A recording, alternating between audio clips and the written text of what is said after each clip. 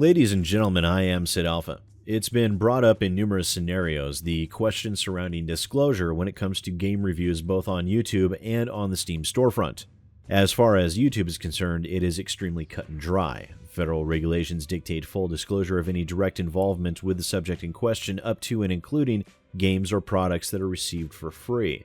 Also, receiving monetary compensation for a review of a product must absolutely be disclosed prominently in the video description as well as within the video itself. YouTube even has options to make sure that any video that are paid promotionals are clearly marked. However, written reviews, especially those on Steam, are a bit less cut and dry when it comes to disclosure.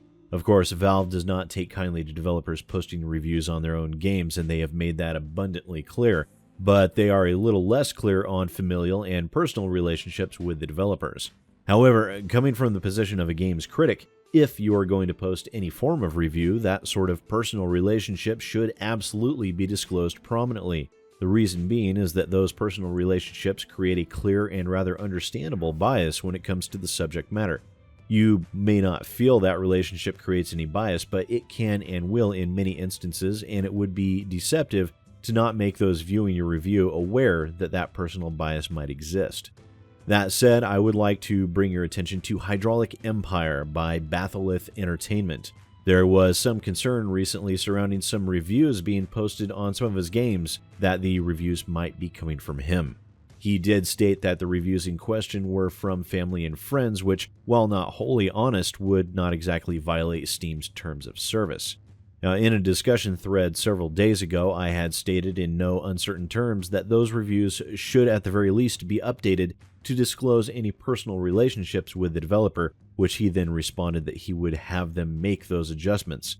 However, 3 days later, no reviews have been changed. And while Batholith Entertainment might state that these are family and friends, the ones I'm directly referencing have been listed as developers themselves, which puts the ties well outside of the personal and the familial and places it squarely into the professional.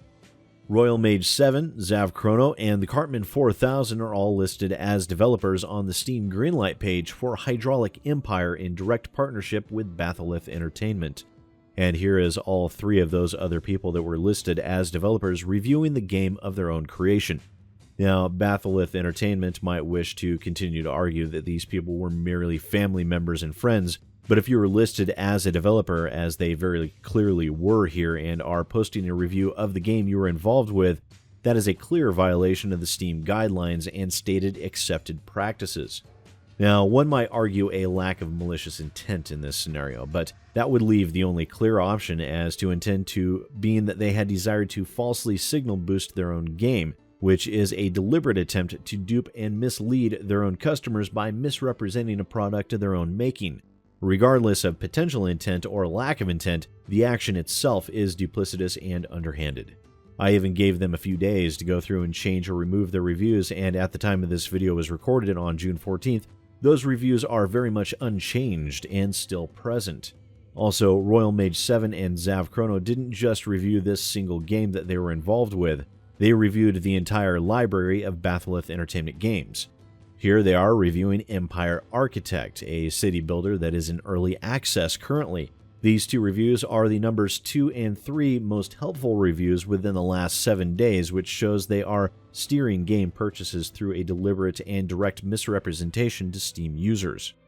Also, here we have Zavik's Tower, an old-style CRPG with turn-based combat that is also by Batholith Entertainment. And here we have these same two people that were listed as developers on Hydraulic Empire posting reviews for Zavik's Tower as well. It is notable that the Cartman 4000 only posted a review on the one game that they were a developer on, but as for the others, well, proof is in the pudding, as they say. Every opportunity was afforded these developers to do the honest thing, and they failed utterly to live up to that expectation.